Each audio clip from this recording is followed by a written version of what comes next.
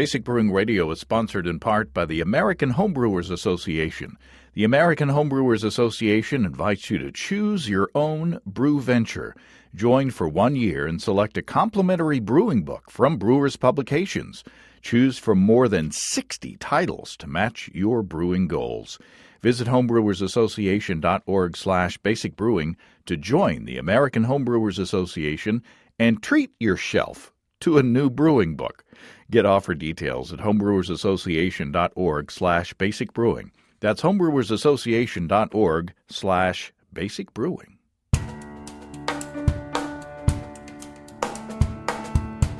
Welcome to Basic Brewing Radio for Thursday, February 9th, 2023. I'm James Spencer. Here at Basic Brewing Radio, we're all about home brewing. This week, Steve Wilkes and I visit Boston Mountain Brewing and Supply in Fayetteville, Arkansas, which is now the home of what used to be North Tunnel Brewing Supply, formerly Steve's Brew Shop. Confused? Well, hopefully you won't be at the end of the show as we talk to owners Matt Thompson and Daniel Stubblefield about their beers and their project and sample some tasty beverages. If you want to support us financially, check out patreon.com/basicbrewing, and many thanks to everybody who's helping out in that way. If you go to patreon.com/basicbrewing, you can see a long list of stuff that you can access if you sign up as a supporter. Steve and I had a great time at Frost Fest this past weekend in Fayetteville. It's a big brew fest organized and hosted by Fossil Cove Brewing in Fayetteville. We got a ton of interviews with breweries from near and far and sized big and tiny. We got so many interviews that I'll be able to make multiple episodes out of our time at Frost Fest. And Steve and I are heading to another brew fest in Chicago, the Chicago area, in May. We'll be attending the Ballpark Brew Fest on Saturday, May 13th at Wintrust Field in Schaumburg, Illinois. This is going to be coupled with our visit with Greg McGill from Brewocracy in New Zealand and brewer of the hot dog beer, Ken Kazmersky. That's going to be fun. Life is an adventure, right? And who knew when we started this thing, 18 years ago or whatever, that we'd be doing wacky things like this. Speaking of delicious things to drink, how's that for a segue? Our friends Ricky and Kelly at Groenfell Meadery in Vermont have something really special coming up to go with the really cold weather that they've been having up there. It's called Fire on Snow, a warm, delightful blend of cinnamon, vanilla, maple, and smoked pepper from Run Amok Maple, alongside Hatch, Biquino, and jalapeno peppers from Groenfell's own farm. Fire on Snow is a honey beverage inspired by the classic Vermont treat Sugar on Snow. It's 6.5% ABV, gluten-free, and available for pre-sale this weekend in 4 packs of 16-ounce cans at groenfell.com. So look for that online, and it should be shipping soon, Kelly says. Warm yourself up in a tasty way with Fire on Snow, and while you're on groenfell.com, build yourself a case with all the other honey-based deliciousness. There's all kinds of delicious honey-based beverages, from the sessionable meads to the bigger meads that will get you warmed up in these winter nights. That's from our good friends at groenfell.com. That's GROENNFELL.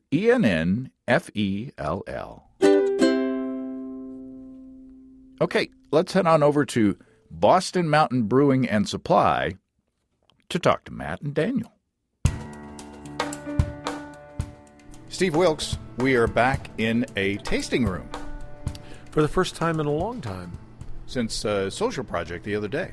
Well, I guess it wasn't that long. You must have had a good time. I must have, yes. We're sitting in this at a beautiful bar with 2 people that have been on the show before. First of all, we have Matt Thompson. And where are we, Matt? We're at Boston Mountain Brewing here at the tap room on the corner of Township and Gregg. And here we've got Daniel Stubblefield. Should I say formerly of North Tunnel Brewing or Supply? Well, after Frostfest, it will be formally, but we'll say until Frostfest, it's still considered North Tunnel Brewing and Supply. We'll get into that. Steve, you recognize these guys. These guys used to be customers of your shop when you had the homebrew shop. That's true. So I met both these guys because I bought the store from Andy and ran it for a while, and I remember Daniel and Paige coming in, and I think, I'm not going to say I taught you how to brew because that's not true, but I think that you started brewing with me. I'll put it that way. I think that's true, both of you. I'm not sure. Yep. Okay. In fact, I think you gave me one of the first recipes I ever homebrewed. Wow. That's what I was remembering, but I wasn't sure about it. There's a lot of guys that I start, like, you put the water in the bucket. So here's we're going to be tasting sort of you helped plant the seed, or at least you applied some fertilizer. Well, I do tend to plant a lot of fertilizer, but then as has been documented on the show, we had COVID. Mm-hmm. I didn't have COVID, but I had other things, and then Daniel and Paige came along and wanted to keep the homebrew store running, and I was very thankful for it. And now it's morphed into you guys joining forces. Yeah. And you've got this great little brewery here. It's what'd you say? It was 3 barrels? 3-barrel system. Yep, that's right. So it's been about 3.5 years, Matt, since you and I sat down at this bar, I believe, if my memory serves correctly. You had just opened the brewery at that point, and you were kind of like on the fast course from learning to homebrew to being a professional brewer, right? Yeah. Refresh our memories of 3.5 years ago. Tell us a story of how y'all got started. Okay, so I met my partner Sam Grinseri when we were working at the Walton Arts Center, and we started homebrewing together, going to the homebrew shop up there and getting the grain, and we would brew every Saturday. It became our goal to get together every Saturday and brew a batch of beer in my mom's kitchen. And we started just doing 5-gallon batches, and that kind of expanded into 10-gallon batches. And then one day Sam came to me and he said, my dad has some money, he wants to invest in a business, and do you want to start a brewery? And I was going to grad school at that time up at the U of A, and I dropped out of grad school, and we opened the brewery, and it's been uphill ever since. But here you are. It's a beautiful place. And you couldn't have picked a better time to start a brewery, just pre-pandemic. Yeah, exactly. I think we got about 8 months in and got totally shut down for about 3 months, I think it was, and then limited capacity for the next year. So yeah, it's been a real struggle to keep us going for sure. We expanded into to-go options during that time, so that helped us stay afloat. But yeah. And Daniel, remind me, how long have you and Paige had the homebrew shop, and how's that been going? We purchased the homebrew shop from Steve back in, I think it was September of 21. Is when everything kind of switched hands there, and kept it open up there at the same location it's been forever, up there at the corner of Township and College, behind the Come and Go there, and was up there at that location for the past year and a half, about, give or take. And then I'd always been a customer down here at Matt's, and kind of one thing led to another, and here we are today, kind of partnered up together. So yeah, talk about that. What's the new arrangement? I'll let you take your sip there. Yeah. Oh, and I got to say that the old location, I'm kind of sad that it's no longer going to be a homebrew shop, because that was where this podcast was born. That's when the first Andy Sparks and I sat down and did the first interviews for the first 3 shows in the back of that shop. So it should be a little historical plaque up there. Right. Yeah. So talk about this new arrangement. Well, let's see. I guess it was back in November. Matt reached out to me. Like I said, I'd been a long-time customer ever since they opened. I was here I was trying to be here about every week, because I love the beers that he was brewing. That slowed down after I had a little girl. Me and Paige had a little girl, so that slowed down a little bit. But we got back into it, and we're one of those crazy couples who had a baby and bought a business all within 6 months. So crazy, stupid, I don't know what you want to call us, but we're that type of couple. But yeah, Matt reached out to me back this past November and asked me if I might be interested in partnering up with him. And I was like, yeah, it was kind of all of a sudden, unexpected, but yeah, we'll sit down and talk. And one thing led to another, and everything kind of worked out the way I feel like it should work out. And now we're here about to rebrand this from Boston Mountain Brewing to Boston Mountain Brewing and Supply. So, yeah, at first, I gotta say at first, because I'm resistant to change. At first, I was kind of skeptical. I was like, what's going to happen? But then I saw pictures on the internet of the new situation, and now we're here and seeing the way that you've got the store integrated just off the tasting room here, and it just, to me, it makes sense. Now I'm excited. Well, and it's a little bit like, you guys could be starting the next Bell's. Yeah, so, really, or High Gravity in Tulsa. They started as a homebrew shop and then added a brewery onto that. Well, it's the most logical progression, particularly in, let's face it, today's times. Home brewing is shrinking, but it's not going away. It's just, I'll call it a market adjustment. It's so the wave of it being like the new hip thing that everybody's getting into. Oh my God! That's kind of over. But that kind of steady floor of business is always there. But you kind of have to partner up with a brewery or be a brewery. And so what you guys have done, I think, is brilliant and really good. And I applaud you for it. And I wish if I was a younger man, probably would have been me. But I was too old and too sick. Well, before we get talking some more, we've got half a dozen beers in front of us. Which direction should we start, Matt? I don't think there's any particular direction. This one will be the first one numerically, so maybe you should start there with the spicy peanut butter stout. So, and Steve, you're halfway through that one. So while I take my cheers, by the way. Cheers. And they don't. You've got a beer, Daniel. And Matt's got coffee. So what do you think? It's a really nice. It's a nice stout. It's not as spicy as I thought it would be. Yeah. But there is a nice little chili kick in it. What kind of? How did you spice it? Where's the chili coming from?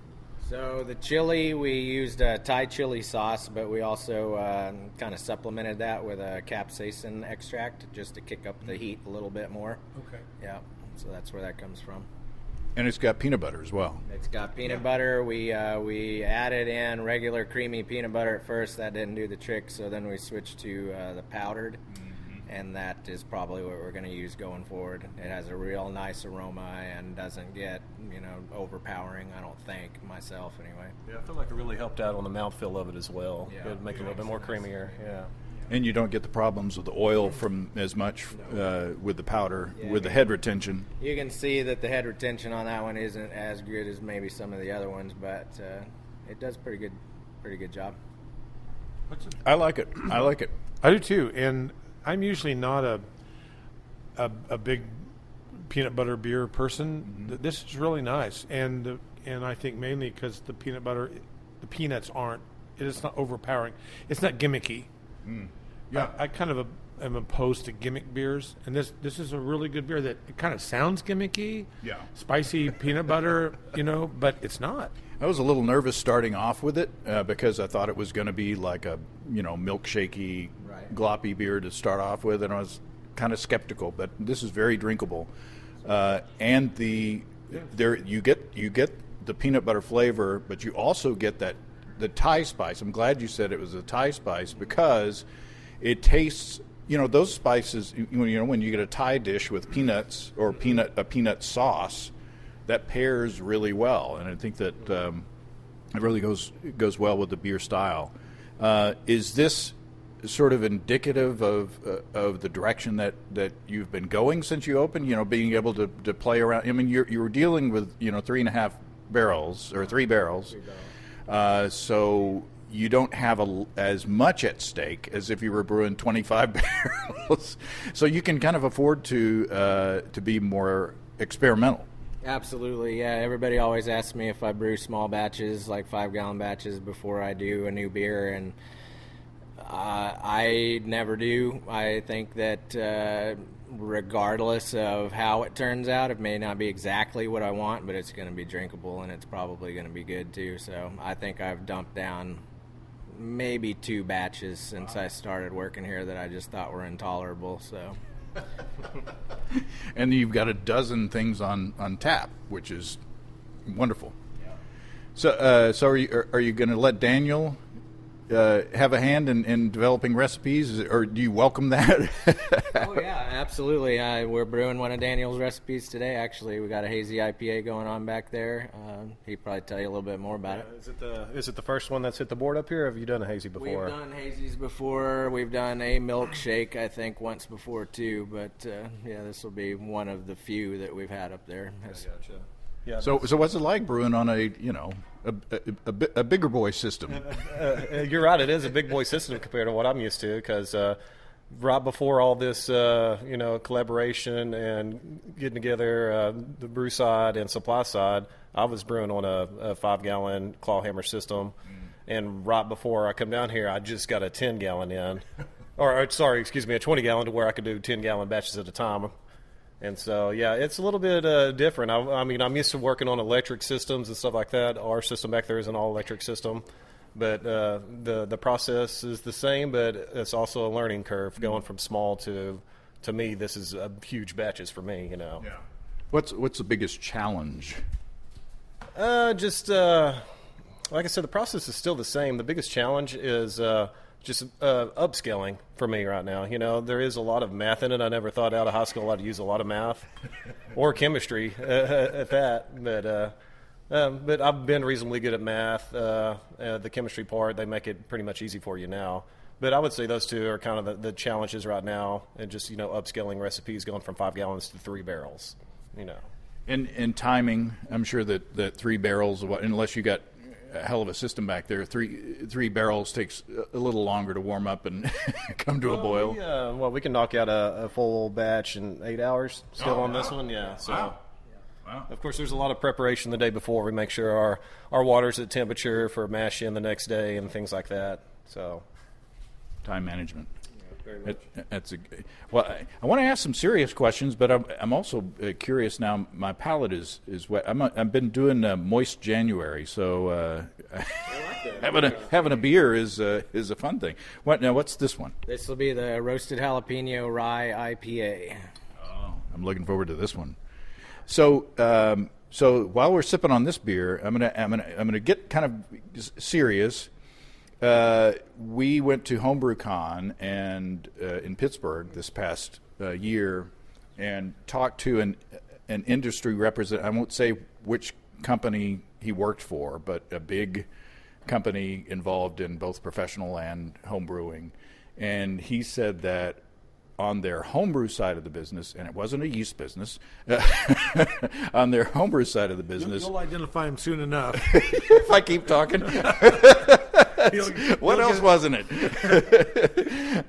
But he was saying that that company's homebrew business was off like 40% since pre-pandemic levels. So, I mean, were you seeing a similar knock in the homebrew business? I mean, or how is homebrewing in Northwest Arkansas doing? If you don't mind me asking. Well, to me, I feel like it's doing good. Ever since we did take over from Steve, I didn't see a decline in business at all. There was a few people that didn't realize that it had switched hands. So I still had people coming up and being like, am I in the right place? This doesn't say Steve's Brew Shop anymore. And I'm like, well, you're right. It's not Steve's Brew Shop anymore, but it's still a brew shop. But it wasn't declined much. All of 2022, it seemed like we did have a small profit every month. Never really slowed down at all. I think part of that, I'm very involved with the homebrew community around here. I'm currently vice president of the Flops chapter here in Fayetteville, and I go to the Ozark Zymergis meetings as much as I can up in the Rogers Bentonville area as well.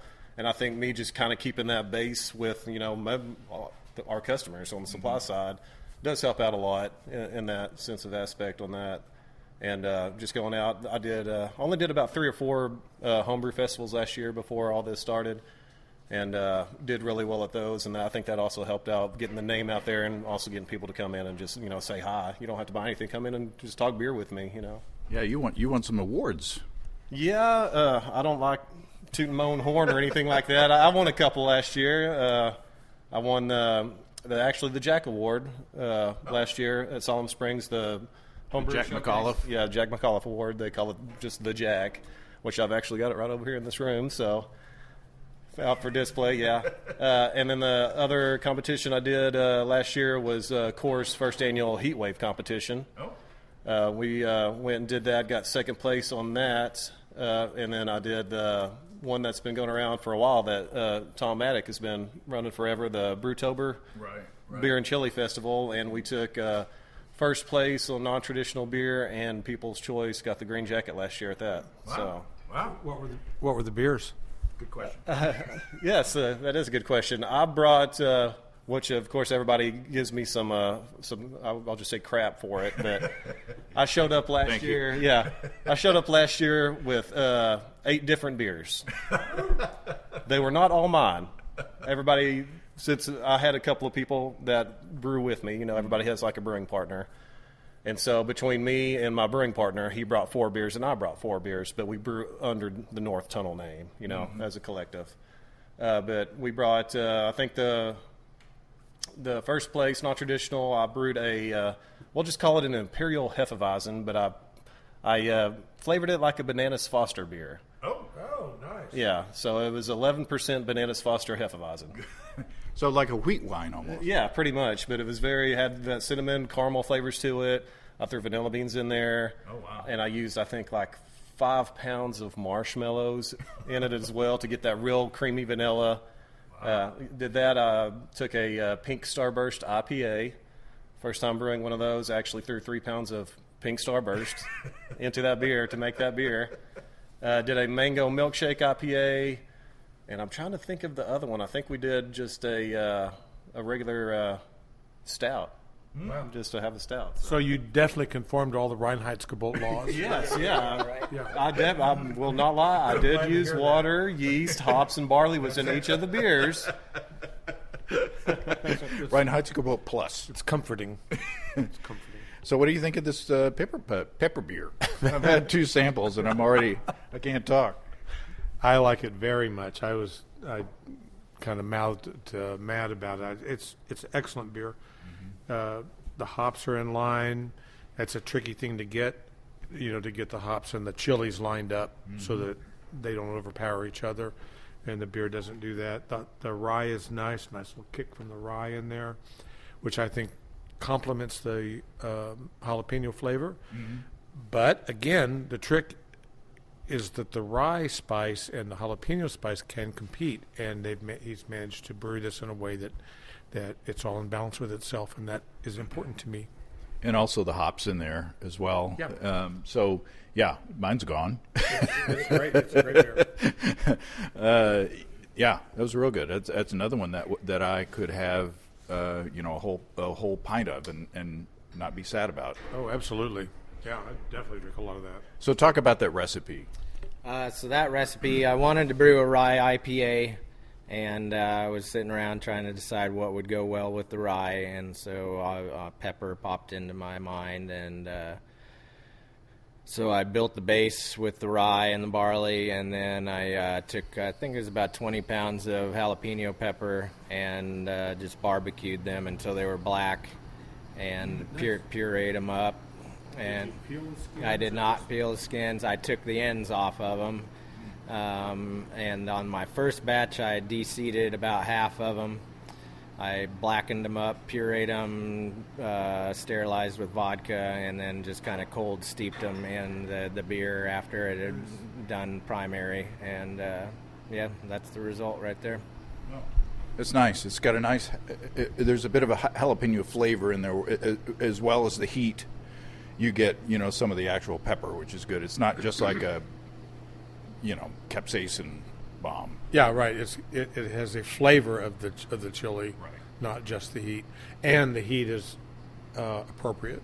Yeah. Meaning it's definitely there, but you're not after a few sips going, now I need some water. Yeah, this isn't that challenge that, is on the internet where they eat the hot wings and Yeah. they're crying by the end of it. What was that? We had a mead in, I think, Orlando, our very first You're year. still talking about the habanero meat. I can't get over it. It's seared into my... Somewhere there's a home brewer out there in the Orlando area. It was hot. That's the hottest beverage I think I've ever had. It was hot. That's basically just a tincture of habanero. Now we had in Pittsburgh, was it a Carolina Reaper beer that we had that was so good We did. that we thought was going to blow our doors off as far as the heat, but the brewer actually integrated the flavor of the pepper in well, so it can be done. You can brew a balanced beer with some heat, but still not make it excruciating and still get the flavor in there. So good job. Electric brewing is commonplace nowadays, and Desiree and Dave from HighGravityBrew.com have been helping people take the pain out of propane with electric brewing systems since brewing with electricity sounded off the wall. Now, most of us are plugged into the wall instead of a goofy tank that doesn't work well when it's cold outside, and you got to remember to trade out before you start your brew day. Otherwise, the propane runs out and never mind. I love my Warthog electric brewing system from HighGravityBrew.com, and I know that you will too. You can configure your own electric brewing system to your specifications on HighGravityBrew.com, including upgrading to things like Spike or Blickman kettles, if you're fancy.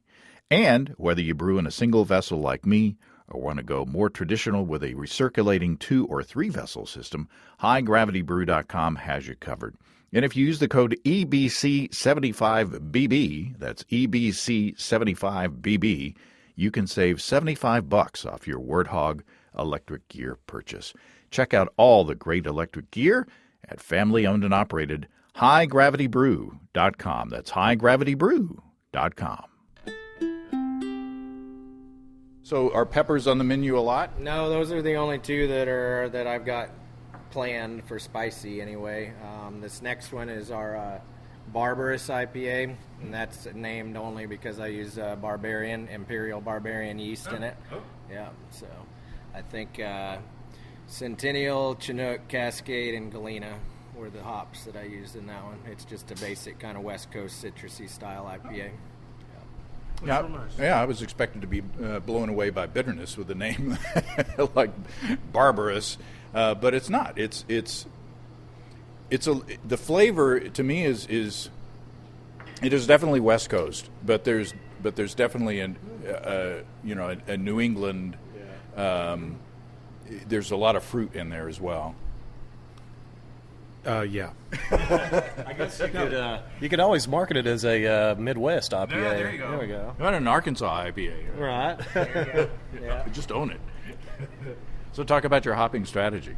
The hopping strategy, this one, basically I was just going through what I had at the time, and so I wanted to do something that was, the traditional West Coast style, Centennial, Cascade, Chinook, and then I was going through and I found some Galena, which is like stone fruit and pear, and I thought that would complement the citrus well, so I went ahead and mostly I think this was a 60-minute edition, maybe a 15-minute edition, and then a lot of it went into Whirlpool. I tend to put a lot of my hops in the Whirlpool nowadays. It's not quite a hazy, but you get that good beta acid from the hops, and you get that good flavor in there, which is really what I think.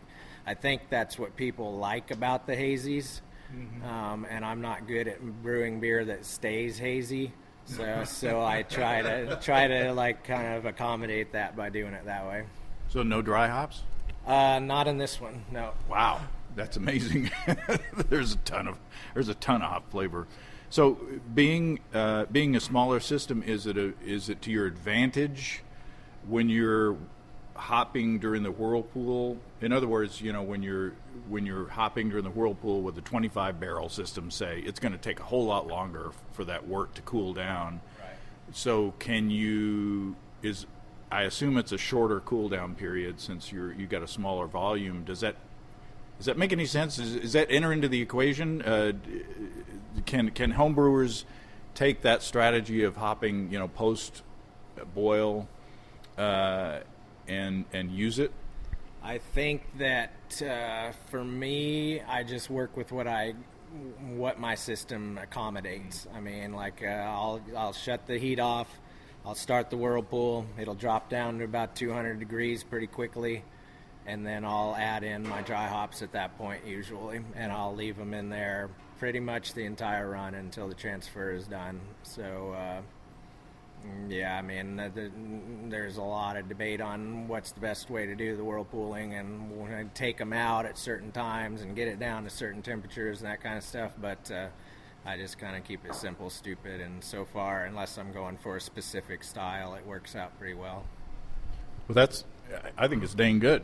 Yeah, well, like I said, today we're doing our hazy IPA, one of the recipes that I've come up with, and we brew the same way, me and Matt do, but we also brew completely differently. I'm probably going to be doing a Whirlpool edition 180 degrees today, starting to throw my hops in 180 instead of, say, 200, because I want ours to be way more juicy, keep that haze in and not so bitter, and want way more hop aroma than hop bitterness in it. So. And this beer's only 5%, looking at the board, which amazes me. I'm used to, like doing like a Bell's Two Hearted, which is like, 7.5. This feels like I'm drinking it's not, I don't want to, I don't want it to sound like it's hot alcohol-wise, but it feels like a big American IPA, what I mean? It drinks a little bigger than it is, and the hopping strategy is great because it's definitely an IPA. It's definitely got that bitter, as your wife would call it, the vomit factor. She's saying that less nowadays. But so it's got that bitterness in the back of your throat. I'm helping her with both liking hotter food and hoppier beers. Over time, it's taken time. And describing them maybe not with with the V word. The V word. But you know what I mean. It's got right. that in the back of your throat. That's bitter. That's an IPA, and that's a good thing. But then it picks up all those tropical fruit flavors, and it's terrific little beer. Yeah, that's one of the better. Good. Local hoppy beers from this. Of course, I don't get around much anymore, but that's one of the better local hoppy beers that I've had in a while. So yeah, I mean, like I say, that's not a big sampling, but take that for what that is. And what do we got next? This is going to be the morning ritual. It's a coffee stout. I used Onyx coffee, the Monarch espresso bean.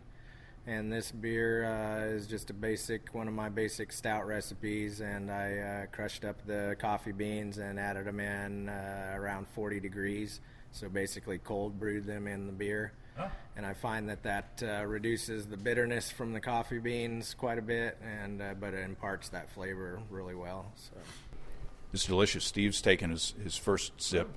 Yeah, the coffee flavor is very mild. Mm-hmm. There's no bitterness in the beer at all. I'd order a second cup. Well, he never gets a second cup at home. Exactly. That's an old commercial, guys. If you get that, then this side of the bar is significantly older. Not picking it up on this side of the bar. Yeah. Well, this side gets it. This is our life. No, it's good. To me, it comes in, especially in this style, almost like I do get coffee, but there's almost an oak component to it. I don't get oak. Okay. Well, see, that's where we're honest here. I could see that in that beer. So, no, it's good. Again, I would have a pint of this. So, are there any economies of scale in combining a homebrew store business and a brewery business? I think, Matt, the other day you said that, since you've got the system size that you do, you actually use homebrew size packages of imperial yeast in your beers. Yeah. So it seems like to me that maybe, for example, if a package or two of Imperial hits 4 months, which is the posted shelf date, doesn't mean that it doesn't work after that. But then you can go ahead and use that on the brewery side. Are there economies of scale across the two businesses that make this more optimum? Oh yeah, I mean everything from yeast to of course hops. You couldn't really do it. Yeast for sure.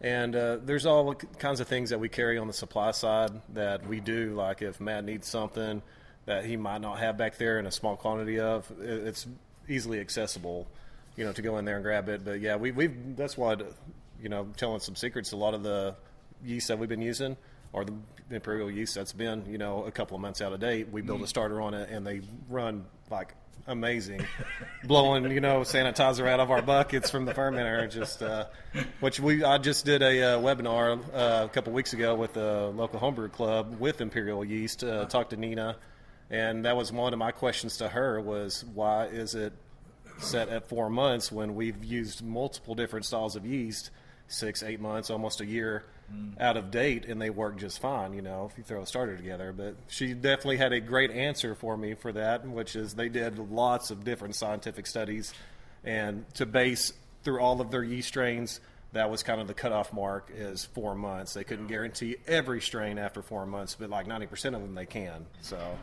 but yeah, there's a lot of different perks. And what another idea that me and Matt have been talking about is, we do have the big system in the back, but we also have that 20-gallon system that I brought from a homebrewing side. And we've been recently talking about doing small batch releases, trying to build it up to where we can actually start releasing a different beer every weekend to people. Whether it's, even just 10 gallons of beer, you get it. If you don't, you don't. Just kind of trying to do a market on that.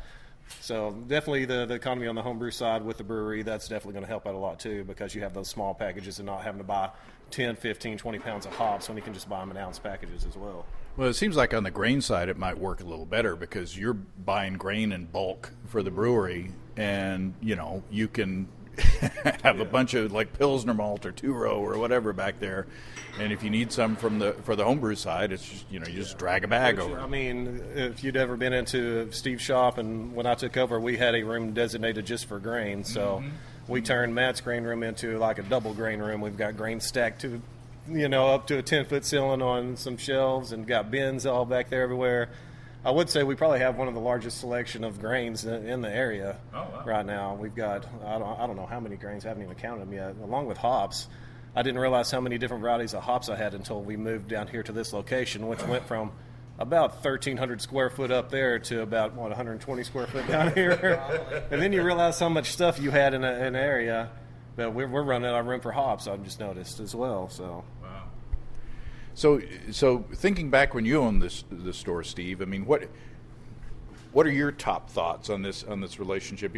Are you thinking in your mind, if I were to go in this relationship, how would it affect, how would it affected how you would have done things, or let me pick your brain. Honestly, I don't know. I think that's one of the tricky things, because a brewery, to be economical and profitable, you're not going to carry every hop ever grown by man. Right. You're just not going to do it. In 1 ounce packages.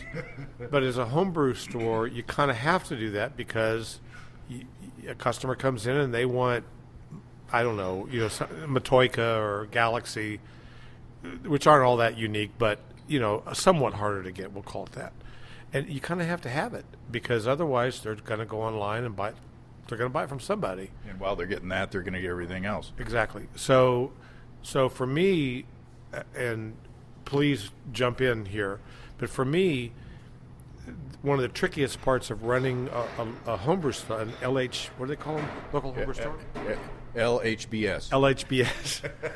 LHBS. Was anticipating all the different varieties, say, of hops or yeast that were going to come in vogue for the next 2 months. Remember Brute IPA?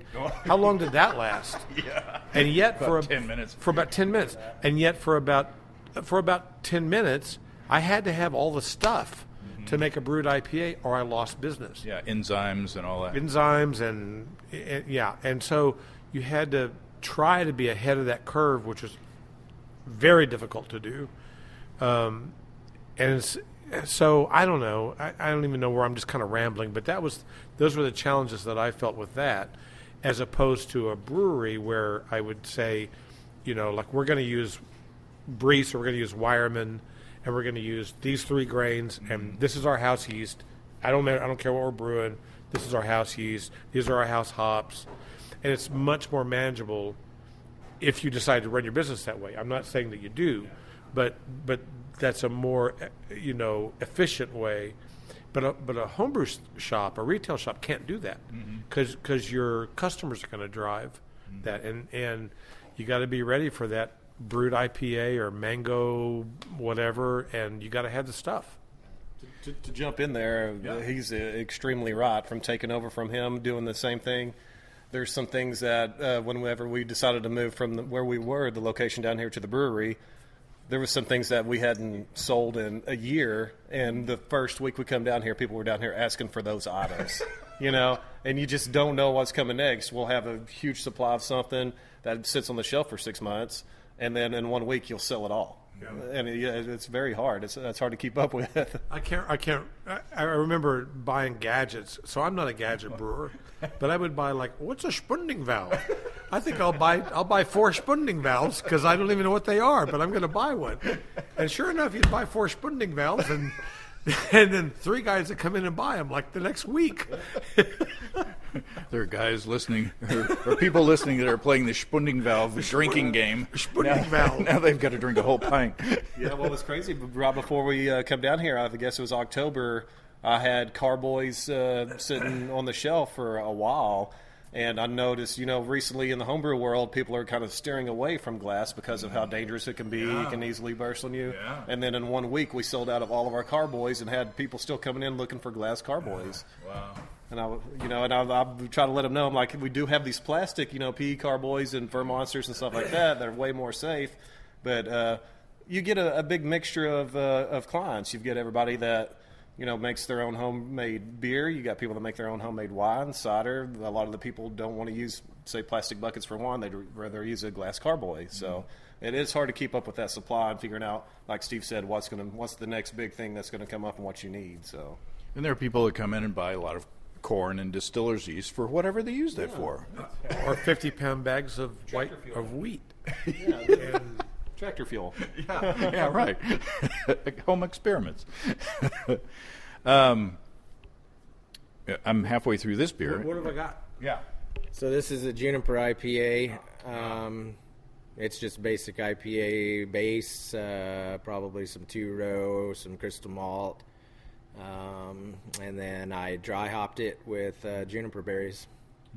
Yeah. I could use a little more juniper berry. I could too. To tell you the truth, because I was drinking this thinking, "Oh, this is a nice hoppy little beer," and I didn't get the juniper note. I could add you could add some more juniper berries. Yeah, that's my critical note.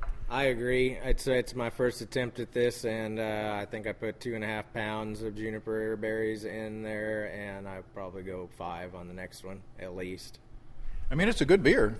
I would drink a pint of it, but as far as being unusual, being gin-like, or being right. it doesn't strike that to me. So it's a good beer. It's well done. It's well fermented. It's well formulated.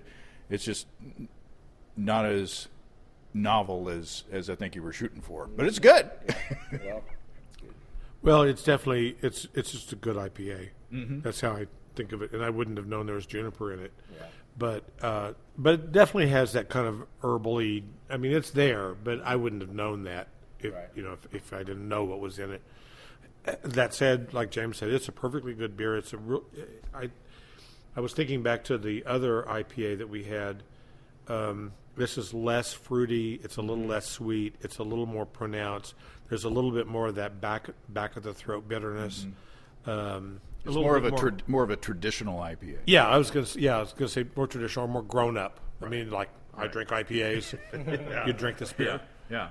No, it's good. It's got a good, nice, clean, crisp bitterness. The thing that I've been impressed with, we're on our 5th beer, is that you may have had one beforehand. I may have had one beforehand. Well, I didn't today, but how clean they are, how clean the fermentations are. There's nothing. None of these beers have had anything off in them, to my palate anyway. I can't criticize the brewing technique. Right. Right. And frankly, all the recipes so far have been really tasty. I'm very impressed. Yeah, I think if I can remember back, and I can't, 3.5 years ago when I was here, every beer that I had was technically good, as far as cleanly fermented, not contaminated. I think that you have gained in the past 3.5 years a lot of finesse in your recipe formulation. You're a more mature brewer. And I think that speaks to your palate in that you know what you're doing and that you are refining recipes as you go along. You are getting a better sense of, it's like cooking. The more you cook, the better you are. Absolutely. So speak for yourself. But kudos. We're on to the. Hey, but that does. I didn't mean to interrupt you, but I'm gonna. Sure you did. Yeah, I did. Did you hear Matt and Daniel talking about our friends and sponsors at Imperial Organic Yeast? Imperial has a listed shelf life of 4 months, but even beyond that, with the starter especially, those 200 billion cells in each easy-to-open homebrew pack are still plucky enough to get the job done. And just for your information, I've fermented beers with packs past that 4-month date with no starter and no problem. But, your mileage may vary. As you know, my stir plate is dusty because I don't use it anymore to make starters for moderate gravity 5-gallon batches. Even the lagers that I recently fermented with the current seasonal strain L25 Huga got up and going and fermented very nicely with no starter at 57 degrees Fahrenheit. By the way, both my Vienna Lager and Italian Pilsner are very clean and delicious. Ask your local homebrew store about Imperial Organic Yeast and check them out at imperialyeast.com. That's imperialyeast.com. So going back to founding the brewery or becoming a home brewer and then morphing into a professional brewer, how are you different in how you approach building a recipe, hopping strategy, grain bill strategy, however you want to answer that's fine. But I mean, what is the difference that you feel between being a home brewer, like I really like beer, I'm going to make beer, to now I'm brewing professionally? What's the difference in how you approach making those recipes up? You want to go first on this one? I know it's a big question. That's a good question. I mean, honestly, I don't think that I approach it a whole lot differently. I mean, over the last 3.5 years, like you said, I've learned a lot of tricks. I've figured out how to use my equipment to my best advantage. But as far as formulating recipes, homebrew versus larger scale, I approach it the same way, I'd say. Traditionally, I was a cook for a long time, and so I look at it as a combination of flavors and what components will complement other components the best. I'm a big fan of mashing at different temperatures, doing step mashes, things like that, in order to get the amount of sweetness or the amount of maltiness out of the grain. So, as far as going from homebrew to big scale and formulating recipes, I'd say that there's not a whole lot of difference, other than obviously the amount of ingredient that you're putting in. But Daniel. Well, for me, I've had a very strange, I will call it, brewing career. I actually brewed my first batch of beer probably 2014, and it was my wife that actually bought me just a regular old Mr. Beer kit.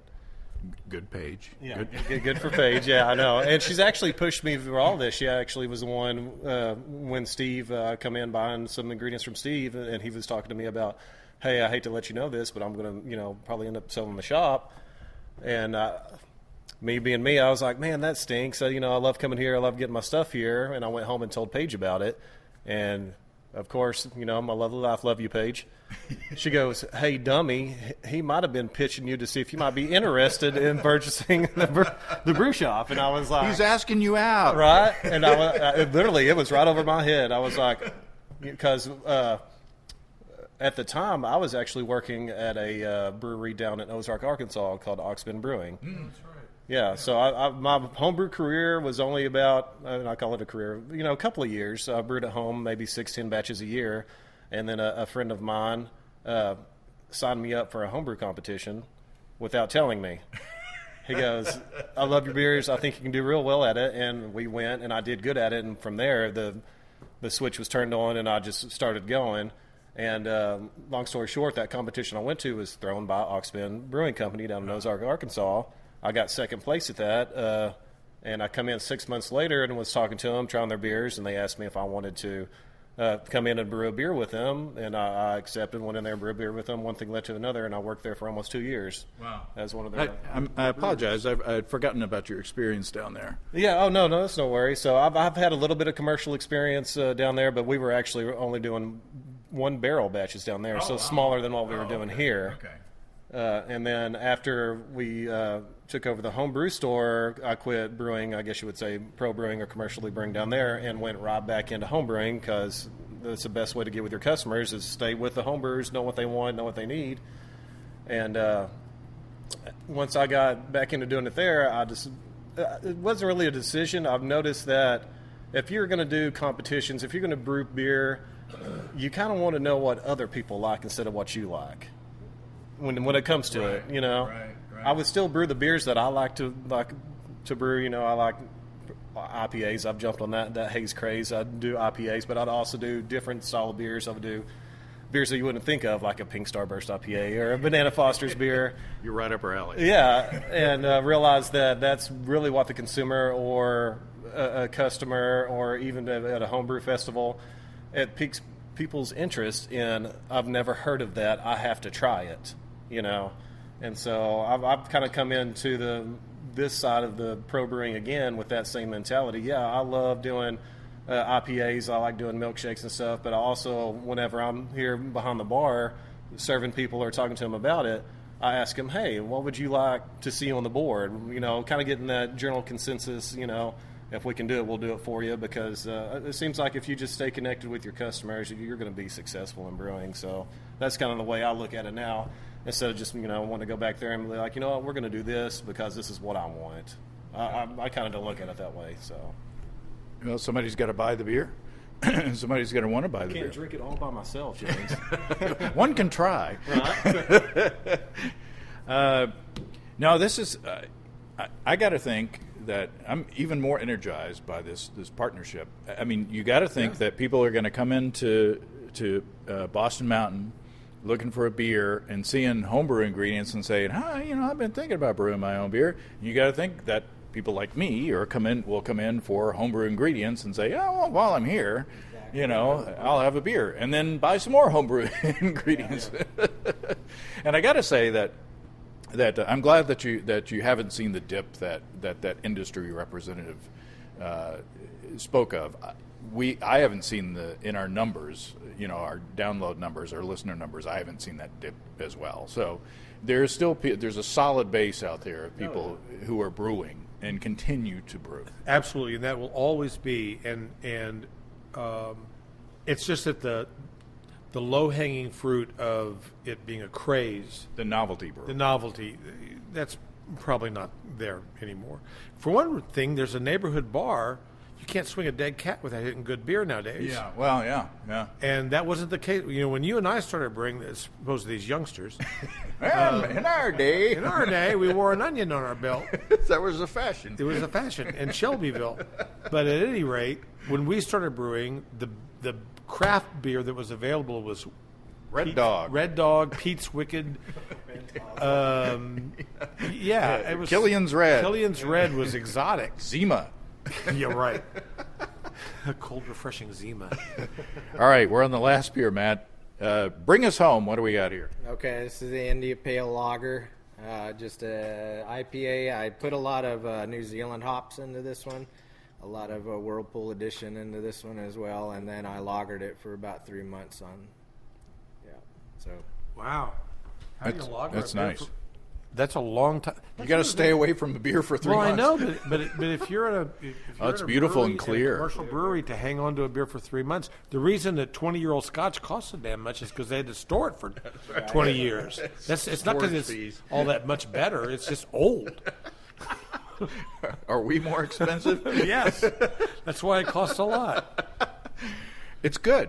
It's not as aggressive as the others as far as the hoppiness, but it's got a nice hoppy character with you can taste that it's a lager. It's got the smoothness. In my mind, it's got a lager character, but it's a step up from like your ordinary, pilsners and such. Yesterday, I had a Weihenstoffener I had a Weihenstoffener Pils beer that I bought, and it was really good.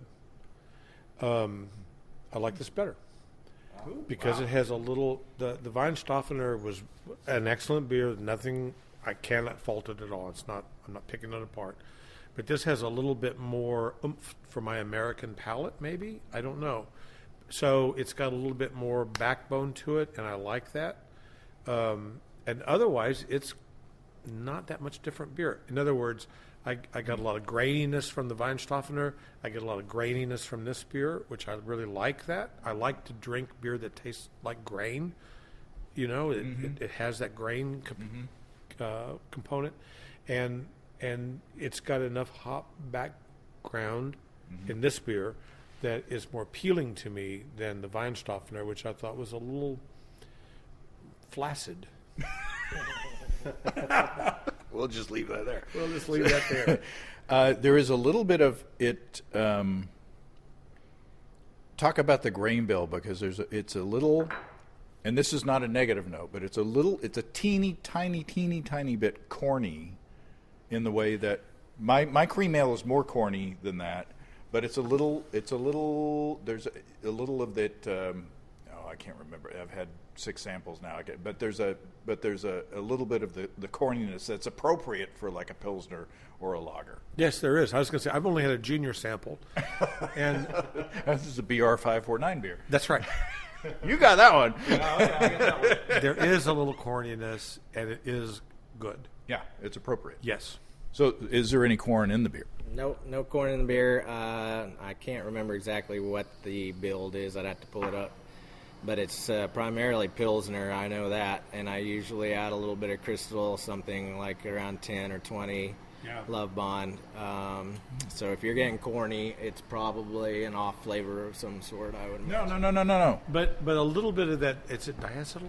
No, it's DMS. DMS. No, diacetyl is like buttery. Got it. I always get it mixed up. I don't get any of this. This is well fermented. This is DMS. But a little bit of that is appropriate to the style, and a little bit of it is a good thing. Yeah. And there's a little bit in here, and it's good. Yeah, yeah. Look for it. It's not like I like say, Rolling Rock. it's not a negative thing at all. No, it's not like this Rolling tastes Rock like a will can knock of you corn.